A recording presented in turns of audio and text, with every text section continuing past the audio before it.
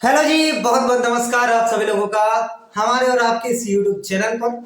आज हम फिर से आपके सामने केमिस्ट्री की क्लास लेके आए और वो क्लास है गैस स्टेट से संबंधित। यानी कि गैस स्टेट में जितने भी नियम है, बोयल का नियम, चार्ल्स का नियम, गै-लुसाक, अवोगाड्रो और आइडियल गैस इक्वेशन क्या होती है, डाल्टन का नियम क्या है, ये सारी चीजें हम पूरी बेसिक से पढ़ेंगे और पूरा कंप्लीट इसको जो है आज कर देंगे। तो इसके बाद में आपका कोई डाउट भी नहीं रहेगा। तो आपसे रिक्वेस्ट ये रहेगी कि वीडियो को लास्ट तक देखना। बाकी ये मैं बिल्कुल नहीं बोलूंगा कि आपका चैनल है तो मैं बोलने वाला कौन होता हूँ कि चैनल को सब्सक्राइब करो, लाइक करो, ये आपका पूरी तरह से आपकी मर्जी है। लेकिन ये मैं आपको जरूर बोलूंगा कि वीडियो को लास्ट तक देखना। भाई रिक्वेस्ट कर रहा हूँ आपसे, लास्ट तक आप वीडियो को देख लेना और आपको इसमें कभी भी डाउट नहीं रहेगा। और आप क्या करने वाले हो अभी बताओ मुझे, क्या करने वाले हो? कुछ काम है क्या अभी? अगर कुछ काम है तो बाद में इस वीडियो को देख लेना, लेकिन देखना पूरा यार, है ना? समझ में आ जाएगा। और ऐसे ही वीडियो बहुत सारे इसी चैनल पर डले हुए हैं जो आपको पूरा कॉन्सेप्ट में है ना ऐसी क्लैरिटी देगा ना जिसमें आप अपने आप में एक अलग ही तरह का जो है कॉन्फिडेंस ला पाएंगे इन लेक्चर्स को देखकर, जो बहुत ही छोटे छोटे आज की जनरेशन को देखते हुए ये लेक्चर बनाएंगे। पता है मैं इतने छोटे लेक्चर में बहुत ज्यादा क्यों पढ़ाता हूँ? क्योंकि आज की जनरेशन का डिमांड यही है, वो बहुत कम टाइम देना चाहते पढ़ाई को। तो उसके लिए मैंने सारे जो है कंटेंट को इस प्रकार से डिजाइन किया है कि कम समय में मैक्सिमम चीजें आपको डिलीवर कर दी जाए, ताकि आप जो है जब भी पढ़ने का मन लगे तो इन वीडियो को देख के बहुत ही अच्छा कर सकते हैं। चलो गैस स्टेट के बारे में बात करते हैं। बहुत होगी बकवास बातें। गैस स्टेट में हमें पढ़ने हैं 4 नियम। सबसे पहले गैस के गुण क्या होते हैं ये समझ लेते हैं ना। आ सकता है एग्जाम में तो लिख लो आप, मैं नहीं लिखा रहा, आप लिख लो। गैस जो है इसका आकार और आयतन दोनों ही अनिश्चित होते हैं। इनमें बहने का गुण होता है, द्रवीकरण का गुण होता है और गैसें संपीड्य होती है। ये 4-5 नियम लिख लीजिए, फटाफट से लिख लीजिए साइड में। आकार आयतन अनिश्चित होता है गैसों का, बहने का गुण होता है, द्रवीकरण का गुण होता है और संपीड्य होती है। चलो हम स्टार्ट करते हैं बोयल के नियम से।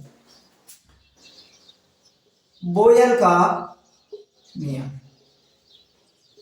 बोयल।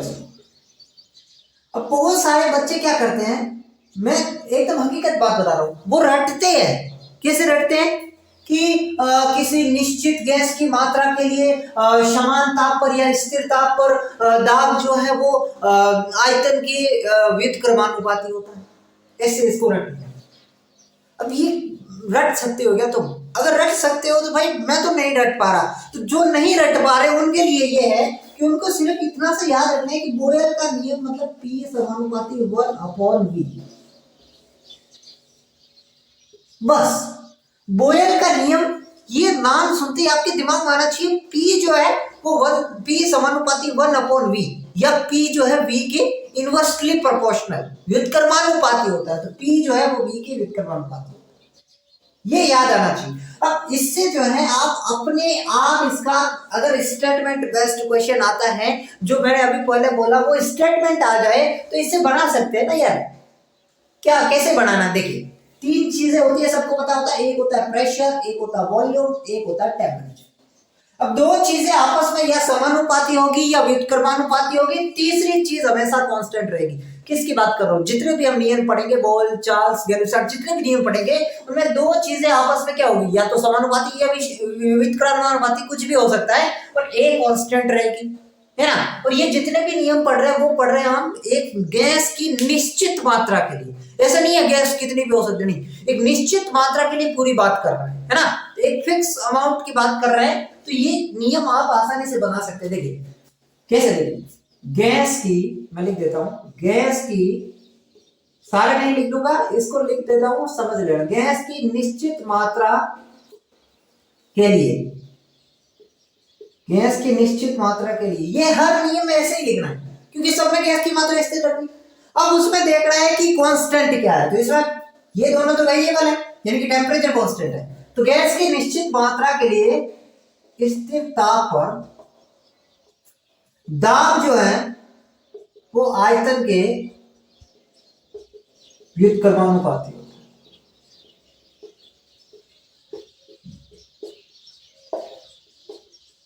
बताओ ये रटने की चीज है क्या? नहीं, बिल्कुल भी नहीं रखना यार, अपन को याद रखना है बोयल का नियम। बोयल का नियम यहीं पे याद कर लो, P समानुपाती 1/V। मैं समानुपाती बोल रहा हूं तो साथ में 1/V भी बोल रहा हूं, कुछ बच्चे ध्यान से सुनेंगे तभी समझ में आएगा, है ना। मैं व्युत्क्रमानुपाती बोलूंगा तो सीधा V बोलूंगा, P व्युत्क्रमानुपाती V, मतलब अपॉन बटे V बोलने की जरूरत।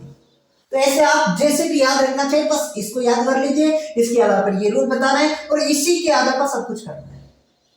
अब देखिए ये हो गया, अब मैं कौन ये जो चिन्ह हटाऊंगा समानुपाती का तो क्या आ जाएगा, कांस्टेंट आ जाएगा। कांस्टेंट मान लेते हैं कि, यानी कि अब ये इसको इधर भेज देते हैं तो PV इक्वल टू K, ये एक गैस के लिए। अगर मैं चाहूं दो गैस के लिए तो मान लो मेरे पास दो गैस है, तो दोनों गैसों का प्रेशर अलग होगा, वॉल्यूम अलग होगा, है ना। तो ये क्या हो जाएगा भाई, K तो दोनों का समान होता है कांस्टेंट, तो P1 V1 is equal to P2 V2। ये फॉर्मूला इंपॉर्टेंट है, न्यूमेरिकल आते हैं इससे। कैसे न्यूमेरिकल बनेंगे, तीन वैल्यू इसमें से, ये चार वैल्यू है, इनमें से तीन आपको कोई वैल्यू दे देगा और एक वैल्यू आपसे पूछ लेगा कि बताइए दूसरी गैस का वॉल्यूम क्या है, पहली गैस का दाब क्या है। तीन आपको वैल्यू दे देगा और एक वैल्यू पूछ लेगा, है ना। समझ में आ रहा है कैसा क्वेश्चन आएगा न्यूमेरिकल। तो दो गैसों के लिए, अब ये देखो कितना आसान है, कुछ भी नहीं है, इसी से इस फॉर्मूला से निकाला आपने कि भाई एक गैस के लिए PV is equal to K होता है, तो दो गैस के लिए क्या होगा, P1 V1 is equal to P2 V2, है ना, क्योंकि दोनों का कांस्टेंट क्या होता है, बराबर होता है, K तो बराबर होगा, तो PV और PV। अब गैस 1 के लिए P1, गैस 1 के लिए आयतन V1, ये हो गया ऐसे भी। तो इससे न्यूमेरिकल आते हैं, हम न्यूमेरिकल बाद में करेंगे, लेकिन इतना आपको समझ आ गया कि इसमें बोयर का नियम के लिए ये ध्यान रखना है और एक ये फॉर्मूला ध्यान रखना है, दो चीजें अभी तक ध्यान रखना। अब ग्राफ कैसे बनेगा ध्यान से सुनिए, देखिए P और V 1/V, तो P जो है वो 1/V के क्या है, समानुपाती, लेकिन P जो है वो V के क्या है, व्युत्क्रमानुपाती। भाई वॉल्यूम के व्युत्क्रमानुपाती है, लेकिन 1/वॉल्यूम इसके तो समानुपाती हो गया ना, इस पूरे के तो समानुपाती है ना, वॉल्यूम के व्युत्क्रमानुपाती है, ठीक है। तो अगर कोई चीज समानुपाती होती है तो उसका ग्राफ एकदम सीधा आता है, बताइए आता है कि नहीं आता है। कोई चीज समानुपाती होती है, या फिजिक्स पढ़ चुके हैं, नहीं पढ़े तो कोई दिक्कत नहीं है, अभी समझ लो कि प्रेशर, मतलब कोई चीज समानुपाती होती है तो उसका ग्राफ एकदम सीधा आता है, लेकिन कोई चीज व्युत्क्रमानुपाती होती है, प्रेशर वॉल्यूम के व्युत्क्रमानुपाती है, तो इसका ग्राफ बिल्कुल ऐसा है। ये एग्जाम में ग्राफ आते हैं इसलिए बता रहा हूं, ध्यान में रखना है, जो चीजें बता रहा हूं हर एक चीज ध्यान में रखनी भाई, कुछ भी नहीं छोड़ना, कुछ भी, क्योंकि इतनी सी चीजें बता रहा हूं, उसमें से आप छोड़ देंगे, पीछे इतनी सी बचेगी, है ना, तो गड़बड़ हो जाएगी ना, तो इतनी सी तो याद रख लो। चलो ये हो गया, दोनों ग्राफ अच्छे से समझ में आ गए। अच्छा अब इसमें से क्वेश्चन एक और आ सकता है, हो सकता है आपको कुछ ऐसे दे दे कि P और 1/V या P और V। अब इसके अंदर आपको पता है कि इसका ग्राफ ऐसा आता है 1/V का, इसका ग्राफ कैसा आता है, ऐसा आता है, आपको पता है, लेकिन हो सकता है वो एक से ज्यादा ग्राफ दे दे, भाई 1 2 3 2 3। अब ये जो ग्राफ है इसमें क्या देंगे, स्थिरता है, तो ये जो ग्राफ होते हैं ना, इन ग्राफों को समताप्य बोलते हैं, समताप्य, सम का मतलब समान, ताप्य का मतलब ताप, तो ये समताप्य ग्राफ है ना, मतलब टेम्परेचर कांस्टेंट है, ये temperature T1 T2 T3 T1 T2 T3 अलग अलग टेम्परेचर पर बना है ना, ये तो आपको समझ आ गई। अब इनमें से क्या क्वेश्चन आ सकता है, क्वेश्चन ये आ सकता है कि ये जो टेम्परेचर है ना, इनको अरेंज करिए, कौन सा टेम्परेचर सबसे ज्यादा है और कौन सा टेम्परेचर सबसे कम है। बहुत बार क्वेश्चन आते हैं, नीट में भी क्वेश्चन आते हैं, लैब असिस्टेंट में भी आ सकते हैं।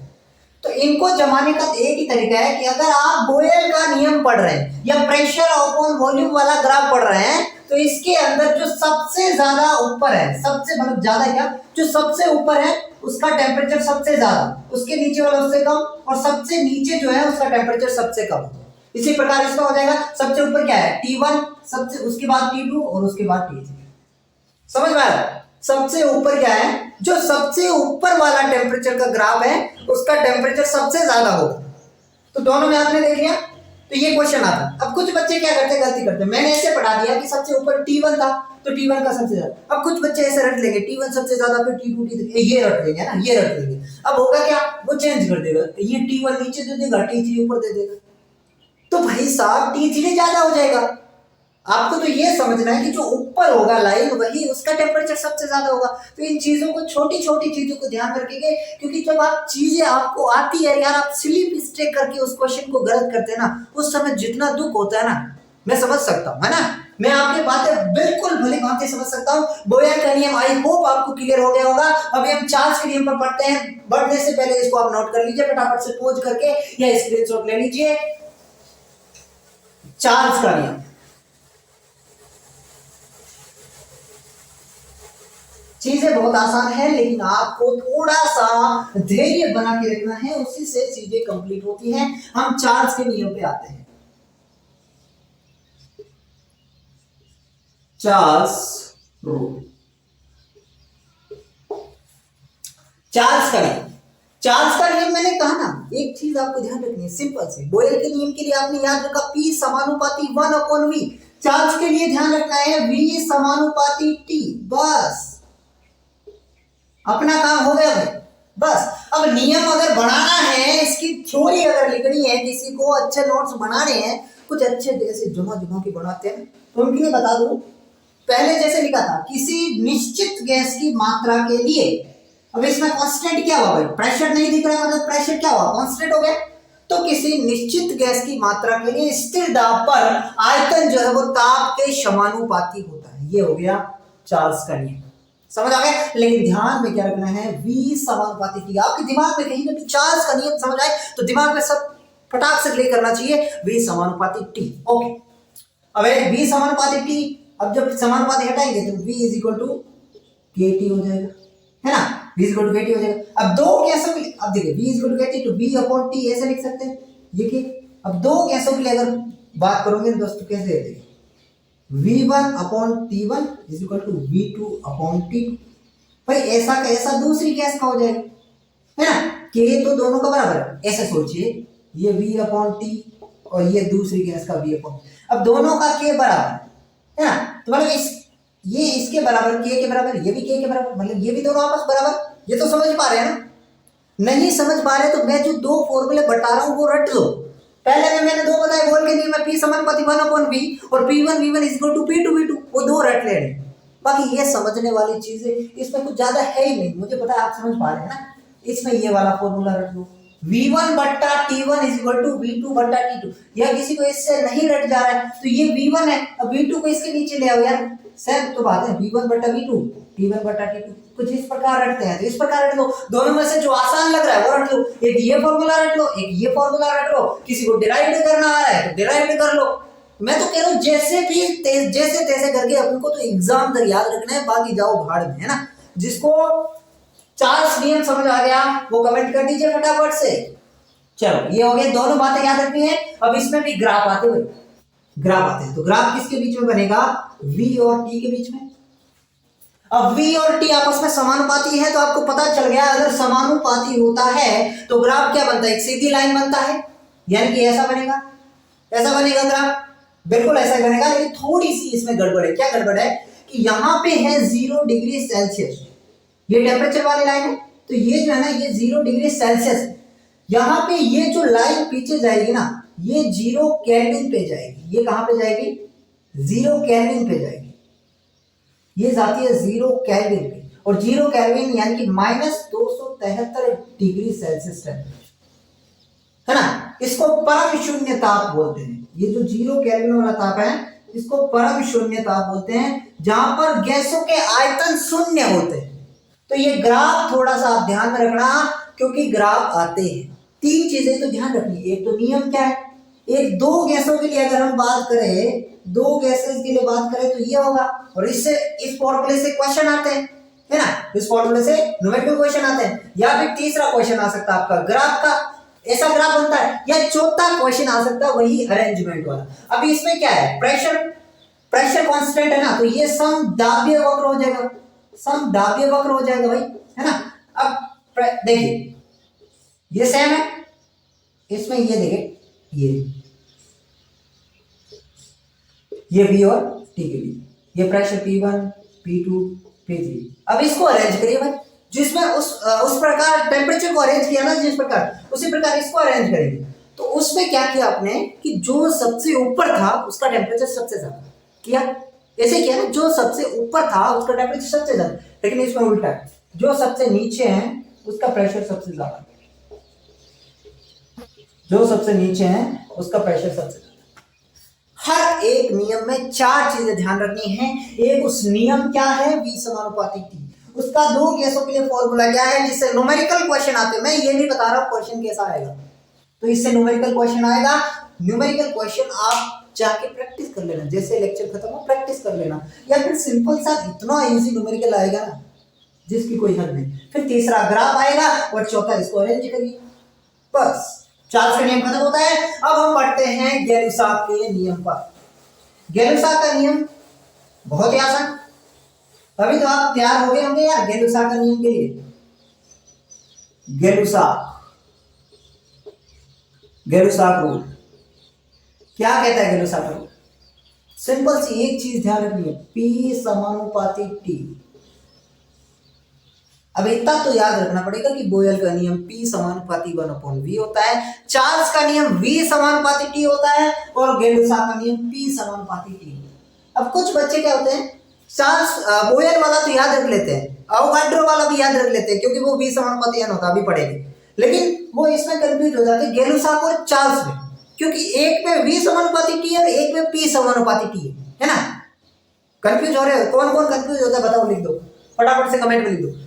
अब इसमें क्या करना है, छोटी सी मैं बता देता हूं, अगर आपको याद रखना, बाकी याद रखना है तो आप याद रखने वाला तो कैसे भी रख सकता है, लेकिन बता दूं कि चार्ल्स वो है V समानुपाती T। कैसे पता करेंगे? V क्या होता है? वॉल्यूम, वॉल्यूम ये चार्ल्स वाले में, और P क्या होता है? प्रेशर, ये किसमें? गैलुसाक वाले में। तो अब नाम देके देखिए, वॉल्यूम, वॉल्यूम छोटा है तो चार्ज भी छोटा है, प्रेशर थोड़ा सा बड़ा है ना, कंपैरेटिवली बड़ा है ना, तो गैलुसाक भी कंपैरेटिवली बड़ा है। ऐसे याद रख सकते हैं कि प्रेशर थोड़ा बड़ा है तो गैलुसाक भी थोड़ा बड़ा है, मतलब गैलुसाक में P समानुपाती T होगा, और वॉल्यूम थोड़ा छोटा है, चार्ज थोड़ा छोटा है, तो वॉल्यूम वाला चार्ज में होगा। ऐसे याद रख सकते हैं। बाकी आपको कोई दूसरी चीजें से याद है तो वैसे याद रख सकते हैं, मैंने तो एक छोटी सी कोशिश की आपको याद करने की, ठीक है। P समानुपाती T ये आपको याद रखना है, ये है नियम। अब नियम बनाना है तो किसी गैस की निश्चित मात्रा के लिए स्थिर आयतन पर, क्योंकि यहाँ पे वॉल्यूम कांस्टेंट है, स्थिर आयतन पर जो प्रेशर होता है वो टेम्परेचर के समानुपाती होता है। अब यहाँ पे अगर मैं बात करूं तो P क्या हो जाएगा? KT हो जाएगा, यानी कि P बटा T Q हो जाएगा, यानी कि दो गैसेस की अगर एक बात करूं तो P1 बटा T1 P2 बटा T2, ये दो गैसों का फॉर्मूला हो गया। अगर आप दूसरी तरीके से याद कर सकते हैं तो ऐसे भी P1 बटा P2 T1 बटा T2। बताओ क्या दिक्कत है? एक ये चीज याद करनी, एक ये चीज करनी। तीसरी चीज है फॉर्मूला, तो फॉर्मूला भी कितना आसान हो गया यार, P समानुपाती T के फॉर्मूला कैसा फॉर्मूला है? बिल्कुल है, सिंपल, बस इजी है। समानुपाती का एकदम स्ट्रेट लाइन वाला आता है ग्राफ, तो ये ग्राफ हो जाएगा आपका, ठीक है। अब ये कैसा ग्राफ है आप तो समझ गए हो यार, आयतन कांस्टेंट है तो सम आयतनीय ग्राफ हो जाएगा।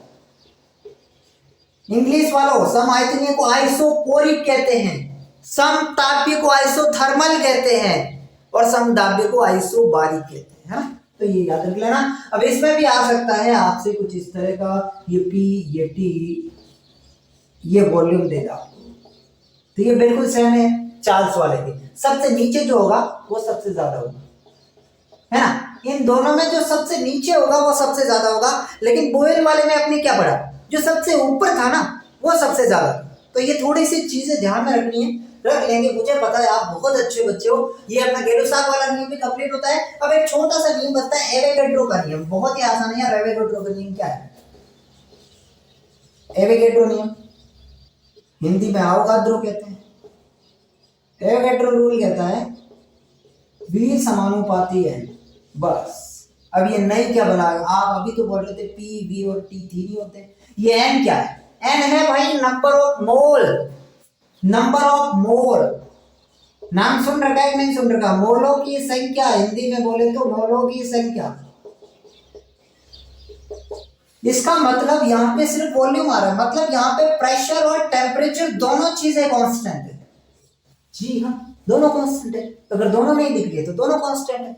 तो ये एवोगाड्रो का नियम हो गया, V समानुपाती n। इस पर कोई ग्राफ ध्यान नहीं रखना, बस इतना सा ध्यान रखना, एवोगाड्रो का नियम होता है V समानुपाती n, यानी कि जो आयतन है, नियम क्या बनेगा, किसी गैस की निश्चित मात्रा के लिए स्थिर ताप और स्थिर दाब, क्योंकि दोनों कांस्टेंट है ना इस तरह, तो स्थिर ताप और स्थिर दाब पर गैस का आयतन उसकी मोलों की संख्या के समानुपाती होता है। समझ आ गया? चलो एवोगाड्रो रूल भी कंप्लीट होता है। अब हम पढ़ लेते हैं आइडियल गैस इक्वेशन। अब हम पढ़ लेते हैं आइडियल गैस इक्वेशन। बहुत आसान है, बहुत आसान है यार। सबसे पहले तो हम नियमों को रिवाइज करते हैं। पहला नियम कौन सा था भाई? पहला कौन सा नियम था? बोयल का नियम था। दूसरा चार्ल्स का, तीसरा एवोगाड्रो, और एक गेलुसा। सारे नियम रिवाइज करो। देखो, बोयल का नियम P समानुपाती 1/V। चार्ल्स का नियम क्या था भाई? V समानुपाती T। गेलुसा का नियम क्या था? P समानुपाती T। एवोगाड्रो का नियम क्या था? V समानुपाती N। बस 4 नियम थे, इनके बारे में हमने पढ़ लिया, आपको याद हो गया। नहीं हुआ? हो जाएगा यार, दिक्कत क्या हो जाएगी। चलो, ये 4 नियम, अब इनको एक जगह ऐसे लिखे, एक बार इसको छोड़ दो आप, है ना, गेलुसा वाले को छोड़ दो, इनको देखो, ऐसे लिखो आप।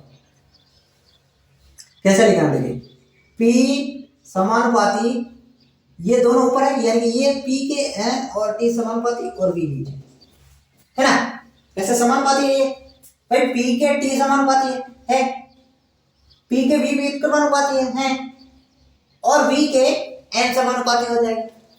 तो ये इधर जाएगा, V अगर इधर जाएगा तो ये N समानुपाती हो जाएगा। कैसे लिखा, समझ में आ रहा है? सारी चीजें एक दूसरे की। ये 4 इक्वेशन से ही आइडियल गैस इक्वेशन बनेगी। ध्यान से समझो भाई। P समानुपाती 1/V, या V, P जो है V के व्युत्क्रमानुपाती जो आपको दिख रहा है, P जो है वो T के समानुपाती जो आपको दिख रहा है, ठीक है। अब V जो है वो N के समानुपाती होगा, तो मैं अगर V को इधर ले आ जाऊं तो ये N के समानुपाती हो जाएगा। मतलब ये इक्वेशन बिल्कुल ठीक दिख रही है आपको। अब क्या करना है, ये जो है कांस्टेंट हटाएंगे तो P is equal to R लग जाएगा, एन टी अपॉन V। भाई कांस्टेंट आएगा एक, जिसका नाम हम R दे रहे हैं, कांस्टेंट आएगा, R नाम दे रहे हैं। अब V को हम इधर ले आते हैं तो PV is equal to NRT। बताओ, यही तो है आदर्श गैस समीकरण, यही तो है आदर्श गैस समीकरण। अब इसमें से आप सब जानते हैं P क्या होता है? प्रेशर। V क्या होता है? वॉल्यूम। R क्या? N क्या है? नंबर ऑफ मोल्स, है ना, मोलों की संख्या। T क्या है? टेम्परेचर। और R क्या है? R क्या है दोस्त? गैस कांस्टेंट, गैस नियतांक। इसको सार्वत्रिक गैस नियतांक भी कहते हैं, सार्वत्रिक गैस कांस्टेंट, है ना। अब ये जो R होता है ना, ये सभी गैसों के लिए समान होता है, सभी गैसों के लिए समान। मतलब R की वैल्यू कोई भी आप गैस ले रहे हो तो उसके लिए समान होती है। वो कितनी होती है? R की वैल्यू होती है 0.0821। अब इसकी यूनिट क्या होगी? देखो, बहुत सारे बच्चे कंफ्यूज होते हैं, यूनिट याद नहीं हो रही सर, क्या यूनिट याद करनी है? देखो, ये इक्वेशन क्या थी? PV is equal to NRT। हमें R की यूनिट चाहिए, यानी कि PV बटा NT is equal to R, है ना। तो इसकी यूनिट क्या बनेगी? P क्या होता है? प्रेशर। V वॉल्यूम, वॉल्यूम को लिखते हैं लीटर। V को लिखते हैं एटीएम, N को लिखते हैं मोल, लेकिन नीचे है तो ऊपर आएगा तो -1, और T को लिखते हैं केल्विन, ये केल्विन का माइनस, ये इसकी यूनिट हो गई। तो 0.0821 लीटर एटीएम दोनों ऊपर है ना, तो इसलिए इनके ऊपर 1 लिख सकते हैं, लिखने की जरूरत नहीं है। लेकिन मोल नीचे था तो इसके ऊपर -1 आ जाएगा ऊपर आने पर, और केल्विन नीचे था तो इसके ऊपर -1 आ जाएगा ऊपर। ये इसकी यूनिट होती है। यहाँ पे एटीएम की जगह बार भी हो सकता है, प्रेशर की यूनिट एटीएम भी होती है, बार भी होती है, तो भी कोई दिक्कत नहीं, ये यूनिट रहेगी, चेंज नहीं होगी। लेकिन अगर जूल में दे गया तब यूनिट चेंज हो जाएगी, 8.21 ऐसी कुछ हो जाएगी, है ना। ये जूल में है भाई, लीटर एटीएम की जगह क्या हो जाएगा? जूल हो जाएगा। समझ आ रही है? तो ये R की वैल्यू है, R गैस कांस्टेंट है, सभी के लिए समान होता है। ये PV is equal to NRT equation है, और इससे बहुत सारे न्यूमेरिकल हैं। अब न्यूमेरिकल कहां से आएंगे? कितने आपने ये नियम पढ़ी, ये इक्वेशन पढ़ी। अब इससे जो बना दो गैसों के लिए वो ये बना P1 V1 is equal to P2 V2, यही बना। इससे जो बना वो बना V1 बट्टा V2 is equal to T1 बट्टा T2। इससे जो बना P1 बट्टा P2 is equal to T1 बट्टा T2। एक तो ये बना, एक ये बना, एक ये बना और एक ये बना। चार इक्वेशन है या चार फॉर्मूले हैं न्यूमेरिकल। आपको मैं बता रहा हूं कि इसमें से बनना है, आपसे न्यूमेरिकल क्यों नहीं बनेगा। आपको गैस स्टेट्स का कोई न्यूमेरिकल आ जाए, ये चार इक्वेशन लगानी है और ये भी लगाने की जरूरत नहीं है, इनमें से मिल जाएगी। ये भी आप इससे बना सकते हैं, लेकिन नहीं बना सकते तो ये लिखी हुई है, तो इसमें से न्यूमेरिकल आएगा तो कुछ भी करके बस इससे न्यूमेरिकल सोल्व करना आपको, सिंपल। बाकी अभी हम दो न्यूमेरिकल करके देखते हैं ना, अभी हम एक दो न्यूमेरिकल करते हैं। ध्यान से बैठिए, मैं क्वेश्चन ले लेता हूं कोई एक दो। एक पात्र है, क्वेश्चन ले लेता हूं। एक पात्र में 8 ग्राम मीथेन, CH4 किसको बोलते हैं दोस्तों, मीथेन को, वह 32 ग्राम सॉरी ये नहीं है, ये दूसरा क्वेश्चन ले लिया मैंने, डोल्टन का नियम वाला है ना। दूसरा क्वेश्चन ले लेते हैं, कोई नहीं, बहुत सारे क्वेश्चन है अपने पास। एक क्वेश्चन है भाई, 100 ml का पात्र है, 100 ml का पात्र है, 100 ml के पात्र में गैस को भरा जाता है 700 mm ऑफ Hg दाब, 700 mm ऑफ Hg दाब। समझ आ रहा है, 100 ml के पात्र में 700 दाब पर गैस को भरा जाता है। समान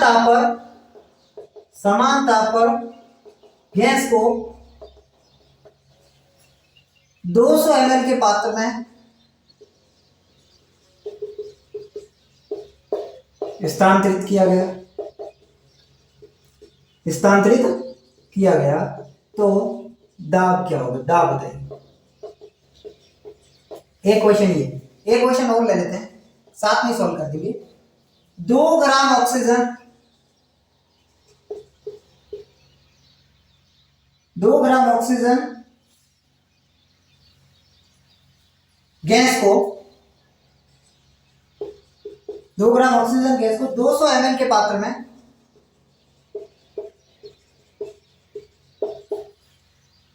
27 डिग्री सेल्सियस पर रखा गया है, या 27 डिग्री सेल्सियस पर भरा गया है। दाब बताइए, गैस का दाब कितना होगा। दोनों क्वेश्चन करते हैं, पहला क्वेश्चन करते हैं पहले, है ना। तो कोई भी न्यूमेरिकल सोल्व करो ना आप, न्यूमेरिकल सोल्व कैसे करते हैं अभी साथ साथ में सीख जाएगा। सबसे पहले इसमें क्या डाटा दे रखा है, 100 ml का पात्र है, 100 ml का पात्र है, मतलब इतना तो पता चल रहा है ml में दे रखी है, मतलब उसका वॉल्यूम दे रखा है, मतलब ये कोई ना कोई उसका वॉल्यूम है 100 ml हो गया वॉल्यूम। 700 mm ऑफ Hg दाब पर, मतलब ये उसका प्रेशर हो गया 700 mm ऑफ Hg। बस उसमें जो डाटा दे रखा है उसको निकाल, बाकी जितनी भी कचरा चीजें छोड़ दो, क्या क्या उसमें डाटा दे रखा है उसको निकाल लो, क्या ज्ञात करना है उसको लिख लो, समझ लो। अभी कैसे कर रहा हूं, देखिए वॉल्यूम दे रखा है, मैंने लिख दिया 700 mm दाब। अभी मुझे मैंने क्वेश्चन समझा ही नहीं, बाद में समझूंगा, लिख लो ना, पहले क्या दे रखा है लिख लो, 700 mm दाब दे रखा है। समान ताप पर, बहुत इंपॉर्टेंट चीज, समान ताप पर, यानी कि टेम्परेचर क्या है, कांस्टेंट है, ओके। 200 ml के पात्र में स्थानांतरित, मतलब एक और वॉल्यूम दे दिया, शायद इसको हम एक और दे दिया तो इसको V1 मान लेते, तो इसको V2 मान लेते, यानी कि एक और दे दिया 200 ml, ये वॉल्यूम दे दिया, स्थानांतरित किया गया है, तो दाब बताइए, मतलब एक और दाब ज्ञात करना है, तो इसको P1 मान लेते हैं और हमें P2 ज्ञात करना है। मतलब सारा डेटा इसमें जितना भी था वो हमने यहाँ पे लिख दिया, ये सारी चीज। अब हमें क्वेश्चन देखने की जरूरत नहीं, P1 V1 दे रखा है, V2 दे रखा है, P2 ज्ञात करना है, टेम्परेचर कांस्टेंट है। अब कुछ बच्चे ये भी दिमाग लगा लेंगे कि प्रेशर और वॉल्यूम में क्या रिलेशन है, आप PV = nRT से भी वो रिलेशन निकाल सकते हैं, जो आइडियल गैस इक्वेशन है पीवी इक्वल टू एनआरटी। यहां से भी आप देख सकते हैं कि प्रेशर और वॉल्यूम में क्या रिलेशन है, 1/v। बोयल के नियम से भी आप पता कर सकते हैं 1/v। बोयल का नियम भी यही था, उसी से तो ये इक्वेशन बनी है, छोड़ो, है ना। अब यहाँ पे दो गैसों को कंपेयर कर रहे हैं ना, तो दो गैसों के लिए मैंने आपको बताया कि P1V1 is equal to P2V2, P1V1 is equal to P2V2। मैंने बताया इससे फॉर्मूले से क्वेश्चन आते हैं। मैंने आपको ये भी कहा था कि तीन वैल्यू दे देगा और चौथी वैल्यू पूछ लेगा, यहाँ पे तीन वैल्यू दे दी, चौथी वैल्यू पूछ ली। बताओ ये डिफिकल्ट है क्या, बताओ मुझे, पहले बताओ, मैं बाद में सॉल्व करूंगा। टेम्परेचर कांस्टेंट, बताओ बोयल के नियम में टेम्परेचर कांस्टेंट रहता है कि नहीं रहता, सारा चीज उसने लिख दिया यार। वो क्या तुम्हें उत्तर दे, क्या सॉल्यूशन प्रदान करे उसमें पेपर में? तो यार सिंपल चीजें होती है, बस थोड़ा सा आपको करने की टेक्निक बदलनी होगी, नजरिया बदलना होगा, तब जाके आप सॉल्व कर पाएंगे। तो ये P1V1 बट्टा P2V2 ये वाला लगाएंगे, आपको P2 याद करना है, बाकी सारी चीजें तो दे रखी है, मैं क्या सॉल्व करूं। अगला क्वेश्चन देखते हैं। 2 ग्राम ऑक्सीजन है, उसको 200 ml के पात्र में 27 डिग्री सेल्सियस पर भरा गया है, दाब। सारी चीजें एकदम सिंपल दे रखी है, दाब आपको बताना है, ठीक है। टेम्परेचर आपको 27 डिग्री सेल्सियस दे दिया, वॉल्यूम आपको 200 ml दे दिया, और एक आपको ऑक्सीजन गैस दे रखी है जिसका भार कितना है, वेट कितना है, 2 ग्राम, और आपको दाब चाहिए। अब कोई ऐसा तो है नहीं कोई मंगल ग्रह से फॉर्मूला लाना पड़ेगा, जो अभी 4 फॉर्मूले पड़े वहीं से उसी को तो लगा के करना है, कैसे करेंगे। तो इसमें देखो P दे रखा, V दे रखा, T दे रखा है, वेट भी दे रखा है, तो नियम वाले से तो बनेगा नहीं। नियम वाले वो तो दो में रिलेशन बताता है ना, दो चीजों में रिलेशन बताता है। भाई प्रेशर वॉल्यूम का हो गया, टेम्परेचर प्रेशर का हो गया, वॉल्यूम टेम्परेचर, इन्हें दो चीजों में रिलेशन बताता है। लेकिन यहाँ पे तो काफी सारी चीजें बता रही, इन सब चीजों में रिलेशन को बताने वाला फॉर्मूला कौन सा, हमारी ideal gas equation. Ideal gas equation क्या है, PV is equal to nRT। R की वैल्यू हमें पता है, सबके लिए समान रहती है, टेम्परेचर की वैल्यू दे रखी है, वॉल्यूम की वैल्यू दे रखी है, प्रेशर हमें याद करना है। अब कुछ बच्चे कहेंगे सर एन कहाँ है, नंबर ऑफ मोल कहाँ है। बहुत आसान है यार, नंबर ऑफ मोल क्या है, नंबर ऑफ मोल क्या होता है, N is equal to W upon MW, यही तो होता है नंबर ऑफ मोल। मोल का फॉर्मूला क्या होता है, W अपॉन MW। W अपन को दे रखा है वेट, MW अपन को पता है यार ऑक्सीजन का कितना होता है, 32।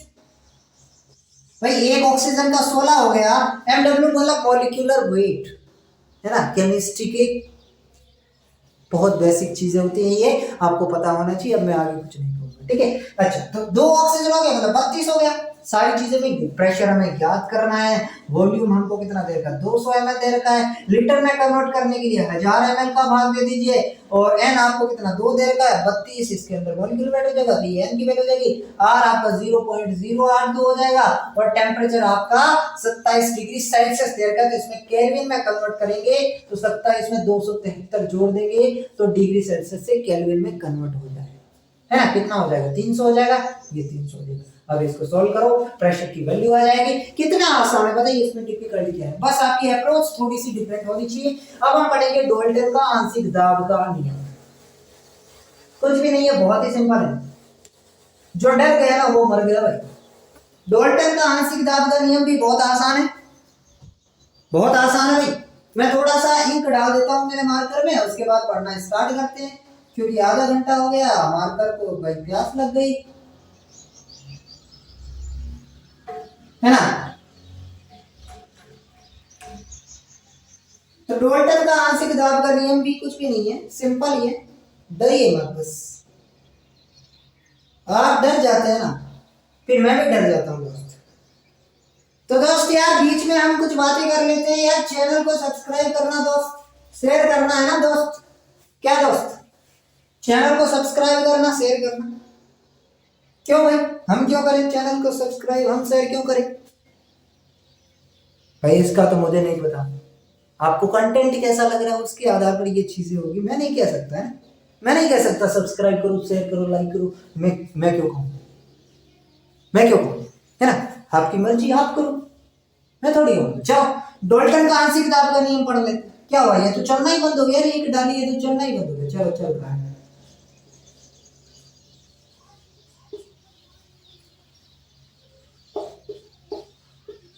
डाल्टन का आंशिक दाब का नियम। हेडिंग डाल दीजिए भाई, डाल्टन का आंशिक दाब का नियम। क्या कहता है डाल्टन का आंशिक दाब का नियम, बताइए। डाल्टन का आंशिक दाब का नियम कुछ भी नहीं है। आप चाहो तो इसको पूरा समझ सकते हो, चाहे तो एक फॉर्मूला याद रख सकते हो, क्योंकि इससे न्यूमेरिकल्स आते हैं ना। एक फॉर्मूला है छोटा सा कि आंशिक दाब बराबर मोल अंश इंटू कुल दाब, उस फॉर्मूले से भी आपका काम चल जाएगा। लेकिन मैं थोड़ा सा समझा देता हूँ ना, थोड़ा सा समझा देते हैं। एक पात्र है ना, इस पात्र में हम अलग अलग गैसें भरते हैं, हमारी मर्जी, हम कितनी भी गैसें भरें। हम 2 भर सकते हैं, 3 भर सकते हैं, 4 भर सकते हैं, अनंत भर सकते हैं, नंबर ऑफ गैस भर सकते हैं। लेकिन कंडीशन क्या है, जो भी गैसें भर रहे हैं वो गैसें अक्रिय होनी चाहिए। गैसें अक्रिय होनी चाहिए। अक्रिय होनी चाहिए मतलब जो गैसें इसमें डाल रहे हैं वो गैसें आपस में क्रिया नहीं करनी चाहिए। ये कंडीशन है भाई, डाल्टन के नियम की ये कंडीशन है, याद रखना कि जो भी आप गैसें मिला रहे हो वो गैसें अक्रिय होनी चाहिए। याद रखना इसको, ऐसे ही नहीं बता रहा हूं, जो चीजें याद रखने वाली होती है वही बताता हूं, ठीक है। हाँ, तो इसमें कितनी भी सारी गैसें भरनी। डाल्टन भाई साहब ने ये बताया कि एक पात्र में आपको अलग अलग गैसें भरनी है, भिन्न भिन्न गैसें भरनी है। तो उस पात्र का जो कुल दाब होगा ना, पात्र का कुल दाब, वो गैस प्रत्येक गैस के आंशिक दाब के बराबर होती है। आंशिक दाब का योग करना उसके बराबर होती है। नहीं समझ पाया, एक बार और कह रहा हूं, सुन है ना, फिर समझाऊंगा भी। यहाँ पे डाल्टन ने कहा एक पात्र में आपको भिन्न भिन्न गैसें भरनी है। उसके बाद में उन्हें उस पात्र के लिए बोला कि एक पात्र में जब भिन्न भिन्न गैसें भरी जाती है तो उस पात्र का जो कुल दाब होगा, टोटल प्रेशर होगा, वो उसमें जो भिन्न भिन्न गैसें आपने भरी है उन प्रत्येक गैस के आंशिक दाब के योग के बराबर होती है। यानी कि जो प्रत्येक गैस का आंशिक दाब आएगा, अभी हम निकालेंगे आंशिक दाब क्या होता है, उन आंशिक दाब के, प्रत्येक गैस के आंशिक दाब का योग करना है, उन सब का योग जो है वो टोटल प्रेशर के बराबर होता है। यानी कि total pressure P total is equal to P1 P2 P3 PL। जितनी आपने गैसें भरी उन सभी गैसों का ये क्या है, P total. Total pressure, total pressure किसके बराबर होता है, तो टोटल प्रेशर बराबर होता है उसमें जितनी भी गैसें भरी है। मान लो गैस 1 है तो उसका आंशिक दाब हो गया P1, गैस 2 है तो आंशिक दाब P2 हो गया। n गैसें भरी हुई है Pn तक चला जाएगा। मान लो आपने 3 गैसें भरी है तो 3 गैसें हो जाएगा। जितनी भी गैसें भर सकती है वो आपकी भर। चलो ये हो गया कि भाई नियम तो समझ आ गया, लिख लो नियम, जिसको समझ में आएगा कि एक पात्र में जो भिन्न भिन्न गैसें भरी जाती है तो पात्र का कुल दाब प्रत्येक गैस के आंशिक दाब के योग के बराबर होता है। चलो अब देखिए इसको कैसे लिखेंगे। भाई प्रेशर क्या होता है मुझे बताओ। इक्वेशन आपने पढ़ रखी है, PV is equal to nRT, यानी कि P बराबर क्या होगा, nRT अपॉन V। यही होगा, P is equal to nRT upon V। अच्छा, तो ये P total is equal to P1 के लिए क्या हो जाएगा, N1RT अपॉन V।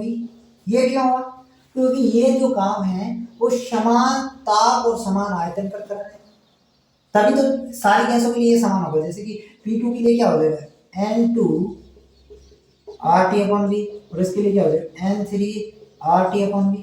मैंने कैसे लिखा समझ में आ गया, मैं ये क्या लिख रहा हूं समझ में आ रहा है कि नहीं आ रहा है, बताओ बताओ बताओ बताओ, पहले बताओ, समझ में आ रहा है ना भाई। चलो यहां इक्वेशन से लिखा है, कुछ भी डिफरेंस नहीं, बस ये हो गया। अब इसमें क्या दिख रहा है, RT अपॉन V सब में कॉमन दिख रहा है, N क्या है, नंबर ऑफ मोल है यार, ठीक है। तो यहाँ पे RT अपॉन V सब में कॉमन दिख रहा है, बाकी इसमें N1 अलग दिख रहा है, N2 अलग, N3। एक तो ये इक्वेशन में एक P1 इज इक्वल टू क्या लिखा, ये P1 है, इसकी जगह हमने ये लिखा कि N1RT अपॉन V, ये लिखा, ये P टोटल, ये P1। अब ये जो इक्वेशन है ना P1, ये दिख रहा है क्या आपको, P1 बट्टा P करना, मतलब ये इक्वेशन नंबर 2, ये इक्वेशन नंबर 1, तो 1 में 2 का भाग, सॉरी 2 में 1 का भाग है, तो ये P1 वाली, ये P टोटल वाली, P1 वाले में क्या है N1 RT अपन V है, P2 वाले में क्या है N1 N2 plus N3 RT अपन V, यही तो है।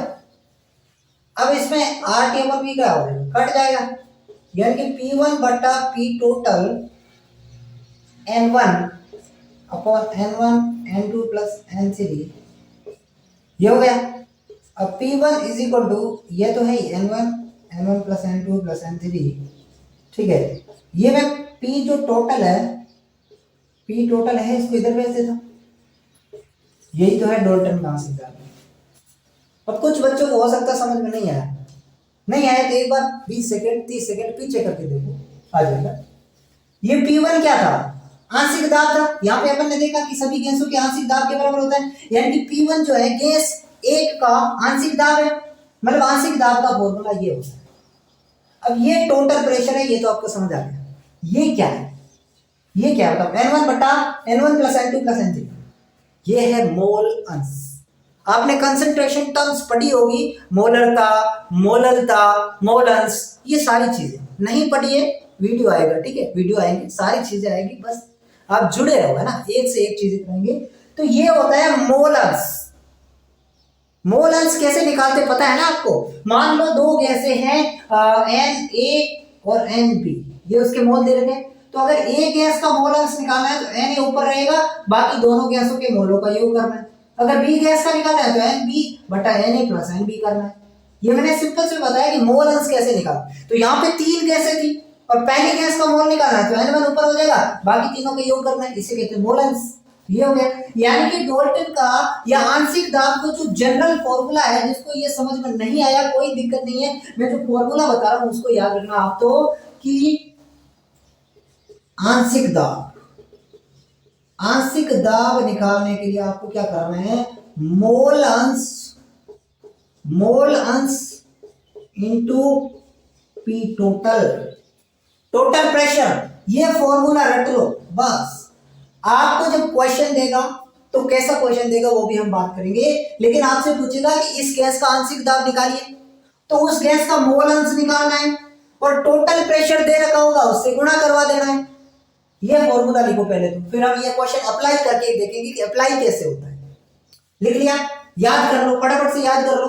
पी आंशिक दाब या किसी भी गैस का आंशिक दाब निकालने के लिए मोल अंश इंटू कुल दाब करना, मोल अंश इंटू कुल दाब करना पड़ता है। चलो भाई फॉर्मूला लिख लिया, तो अब एक क्वेश्चन कर लेते हैं कि एक्चुअल में होता कैसे है। छोटा सा क्वेश्चन है। क्वेश्चन क्या है, एक पात्र में 8 ग्राम CH4 यानी कि मीथेन व 32 ग्राम SO2 गैस है ना, और पात्र का जो कुल दाब है वो आपको दे दिया 2 ATM, है ना। तो SO2 गैस का आंशिक दाब बताइए, SO2 गैस का आंशिक दाब बताइए। मतलब इसमें न्यूमेरिकल में कोई सोचने की जरूरत है कि कौन सा फॉर्मूला लगाना है। आंशिक दाब पूछ रहे हैं, मतलब आंशिक दाब वाला फॉर्मूला लगाना है यार, क्या सोचेंगे, डाल्टन का नियम वाला। चलो, तो आंशिक दाब का फॉर्मूला अपन को सीधा सीधा याद है कि आंशिक दाब का जो फॉर्मूला होता है वो होता है मोल अंश इंटू कुल दाब, मोल अंश इंटू कुल दाब। कुल दाब तो हमको दे रखा है, इसमें तो कोई दिक्कत ही नहीं है। आंशिक दाब किसका निकालना है, आंशिक दाब निकालना है किसका, SO2 गैस का, मतलब SO2 गैस का। अब मोल अंश निकालना दिक्कत वाली बात, दिक्कत की नहीं है वैसे तो। मोल अंश किसका निकालना है, SO2 गैस का। अब एक गैस है आपकी मीथेन, एक गैस आपकी CH4 है, यहां पे लिख देता हूं मैं, एक CH4 है, एक SO2, 2 गैसें दे रखी। SO2 गैस का आंशिक दाब निकालना है। आंशिक दाब कैसे निकालते हैं, तो मोल उस गैस के बटे कुल मोल, कैसे निकालते हैं आंशिक दाब, उस गैस का मोल बटा कुल मोल। अगर इसका पूछे तो इस गैस का मोल बटा दोनों के टोटल मोल, इसका पूछे तो इसके मोल बटा टोटल मोल। अब मोल नहीं पता हमें, तो मोल भी नहीं दे रहे, हमें तो भार दे रखा सिर्फ। तो मोल निकालने के फॉर्मूला हम पढ़ चुके हैं, इसी को क्या होता है W बटा MW, यानी कि जो भार दे रखा वो बटा मोलिक्यूलर वेट। तो इसका भार कितना दे रखा है? 8 ग्राम दे रखा है। इसका मॉलिक्यूलर वेट कितना होता है? CH4 का कितना होता है बताइए? कार्बन का कितना हो जाएगा? 12, और हाइड्रोजन का 1 होता है, 4 हाइड्रोजन है तो 16 हो जाएगा, यानी कि ये हो जाएगा 16, यानी कि 8/16, यानी कि 1/2। ये इसका हो गया एन। इसका एन क्या होगा? दे कितना रखा? 32 ग्राम। डब्ल्यू 32 ग्राम दे रखा है, और इसका जो MW हो जाएगा वो कितना हो जाएगा? 64 हो जाएगा।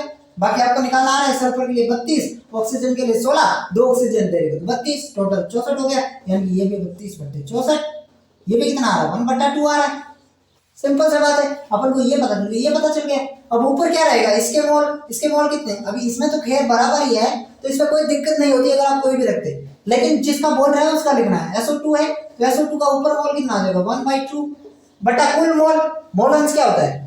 जिस गैस का मोल पूछ रहा है, मोलंस निकालना है, उसके मोल बटा कुल मोल, तो कुल मोल 1/2 इसका, 1/2 इसका, और टोटल प्रेशर कितना दे रखा है? 2 दे रखा है। अब क्या करना है? सिंपल से 1/2 ये जोड़ करनी है इसको करके, बस आंसर निकालने। कैसे निकालेंगे? निकाल के बता देता हूँ सर, आपने कोई निकाला ही नहीं। 1/2 ऊपर रह जाएगा दोस्त, और ये हो जाएगा इसमें 2, तो 2 में 1 + 1 यानी कि 2/2, 2/2। अरे यार क्या कर रहा हूँ मैं भी, आधा कितना होता है? 1 होता है, 1/2 × 2, यही तो 2 से 2। कोई दिक्कत है तो बताओ। चैप्टर COMPLET कंप्लीट, मतलब चैप्टर कंप्लीट नहीं हुआ, मतलब ये चीजें कंप्लीट हो गई है, पूरी चीजें कंप्लीट हो गई है, आसानी से कंप्लीट हो गई है। आपको समझ में आई कि नहीं आई ये मुझे आप कमेंट में बताएंगे, और अगला वीडियो किस चीज पर लाना है ये भी मुझे आप कमेंट में बताएंगे। सब्सक्राइब करना, कोई गलती हो गई तो बताना कमेंट में, है ना। बाकी हम नेक्स्ट वीडियो में मिलेंगे और बहुत ही अच्छे टॉपिक के साथ में आएंगे। आप टेंशन ना लिए, बस धीरे धीरे पढ़ते रहिए, धीरे धीरे रे मना धीरे सब कुछ हो, यही वाले स्लोगन पे हम चल रहे हैं और इसी पे काम कर रहे हैं। सारी चीजें पढ़ा रहे हैं, सिर्फ केमिस्ट्री नहीं, बायोलॉजी भी पढ़ा रहे हैं, राजस्थान जीके भी पढ़ा रहे हैं। और एक इम्पोर्टेंट बात आज मैं आपको बता रहा हूँ, राजस्थान हिस्ट्री भी इस चैनल पे पढ़ाई जा रही है। सिर्फ 4 वीडियो डाले मैंने हिस्ट्री के, आधा घंटे की वीडियो है, आप उसको देखना। आप हिस्ट्री में कॉन्फिडेंस लाएंगे एक अलग लेवल का, वो 4 वीडियो देख के। 2 घंटे के अंदर पूरी हिस्ट्री टच करवा रहे हैं आपको, पूरी हिस्ट्री। ठीक है, समझ में आ गया होगा आपको। थैंक यू, जय हिंद। चैनल को सब्सक्राइब कर देना, अगर आपको लग रहा है कि वीडियो अच्छा बना लाइक कर देना, और आगे दोस्त को भी शेयर करना, ताकि ज्यादा से ज्यादा लोग देख सके और हमारा भी फायदा हो सके, है ना। सही बात तो यही है। थैंक यू, जय हिंद।